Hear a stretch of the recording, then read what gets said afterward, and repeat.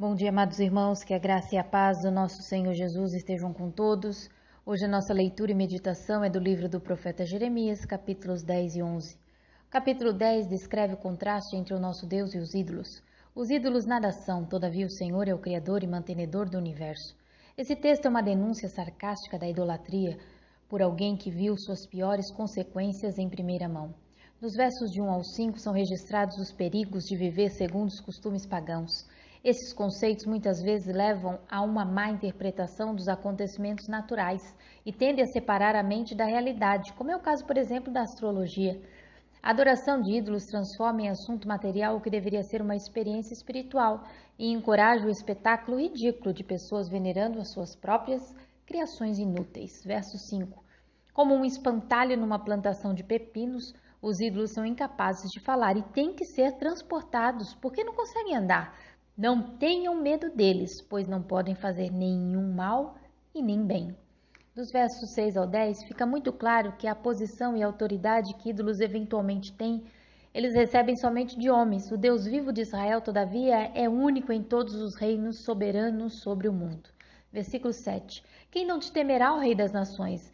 Esse temor te é devido. Entre todos os sábios das nações e entre todos os seus reinos não há absolutamente ninguém comparável a ti. Diante dessa palavra, podemos afirmar que, por mais atraentes que sejam, os ídolos são feitos por homens e nunca podem possuir a vitalidade do Deus vivo e verdadeiro. Verso 10. Mas o Senhor é o Deus verdadeiro. Ele é o Deus vivo, o Rei eterno. Quando ele se ira, a terra treme. As nações não podem suportar o seu furor. Os versos 12 ao 16 são uma descrição poética poderosa do único Deus verdadeiro em sua atividade criadora. Versos 12 e 13. Mas foi Deus quem fez a terra com o seu poder, firmou o mundo com a sua sabedoria e estendeu os céus com o seu entendimento. Ao som do seu trovão, as águas no céu rugem e formam-se nuvens desde os confins da terra. Ele faz os relâmpagos para a chuva e dos seus depósitos faz sair o vento. Esses feitos provam a soberania de Deus sobre o mundo e seu lugar na vida do seu povo como sua única força e apoio. Dos versos 17 ao 25, Jeremias declara que a catástrofe predita há tanto tempo agora está às portas de Jerusalém e a sociedade judaica está à beira do colapso. Jeremias afirma que o castigo será na medida em que Judá o poderá suportar. Todavia, ele faz uma oração dos versos 23 ao 25 que haveria de ser respondida, pois a Babilônia foi destruída, porém o povo de Judá não foi de todo destruído. Um remanescente permanece até os dias de hoje, como todos nós sabemos. Capítulo 11 tem como tema central uma advertência a Judá para que seja fiel às determinações da aliança, senão o julgamento prometido desabaria sobre ela. Verso 2. Ouve as palavras desta aliança e fala aos homens de Judá e aos habitantes de Jerusalém. A aliança aqui no texto é o acordo histórico feito séculos antes no Sinai, no qual Deus prometeu suprir todas as necessidades materiais e espirituais da nação que surgia, recebendo em contrapartida adoração e obediência. O direito de Israel à terra prometida estava baseado na proposição, aceitação e ratificação destas condições. Deuteronômio 29, versículo 1 diz assim: são estas palavras da aliança que o Senhor ordenou a Moisés. Fizesse com os filhos de Israel na terra de Moabe, além da aliança que fizera com eles em Horebe.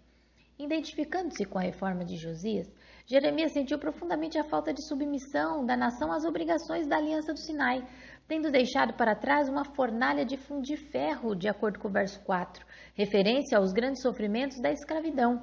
O povo deveria ter tomado cuidado para evitar outra. Jeremias sublinha que a obediência era o centro do que a aliança exigia e passa a recapitular a essência daquele acordo, expressando sua concordância com a palavra familiar Amém, que significa que assim seja. Deus tinha mantido as suas promessas, mas o povo tinha negligenciado as suas. Mas não atenderam nem inclinaram o seu ouvido, antes andaram cada um segundo a dureza do seu coração maligno, pelo que fiz cair sobre eles todas as ameaças desta aliança, a qual lhes ordenei que cumprissem, mas não cumpriram. Verso de número 8. Dos versos de 9 ao 13, vemos que a nação tinha se revoltado contra as leis de Deus, mas a conspiração não era formal.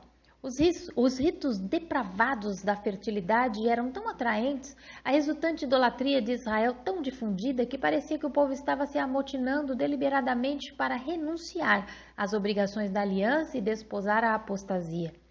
O verso 10 mostra como as proibições de Josias foram temporárias. E o verso 13 mostra como havia incontáveis deuses e santuários pagãos.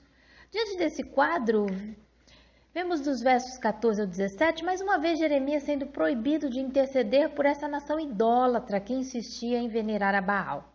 Os versos 18 ao 23 descrevem a hostilidade que Jeremias encontrou entre as pessoas da sua cidade natal, por lhes advertir a voltarem para Deus, abandonar o pecado e anunciar a destruição decorrente desses fatores.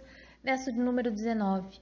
Eu era como manso cordeiro que é levado ao matadouro, porque eu não sabia que tramavam projetos contra mim, dizendo, destruamos a árvore com o seu fruto. A ele cortemo-lo na terra dos viventes, e não haja mais memória do seu nome. Jeremias, no entanto, foi encorajado a não parar de profetizar. Deus estava cuidando dele como lhe havia prometido, e, portanto, nenhum dos conspiradores sobreviveria. Versos 22 e 23. Sim, assim diz o Senhor dos Exércitos. Eis que eu os punirei. Os jovens morrerão à espada, os seus filhos e as suas filhas morrerão de fome, e não haverá deles resto nenhum, porque farei vir o mal sobre os homens de Anatote no ano da sua punição. Precisamos aprender com esses textos que as promessas de Deus, a sua graça, o seu amor se tornam um verdadeiro tormento e castigo para os incrédulos e rebeldes que se recusam a aceitá-las, como foi o caso do povo de Judá e como ainda é o caso de muitas pessoas. Evangelho de João, capítulo 3, verso 18 e 36. Quem nele crê não é julgado. O que não crê já está julgado, porquanto não crê no nome do unigênito Filho de Deus. Por isso, quem crê no Filho tem a vida eterna. O que todavia se mantém rebelde contra o Filho não verá a vida, mas sobre ele permanece a ira de Deus. Que possamos manter a nossa fé firme no Senhor e temos assim uma vida de obediência, observando, guardando e seguindo a sua palavra. Que Deus os abençoe e até amanhã, se Deus quiser, com os capítulos 12 e 13 do livro do profeta Jeremias.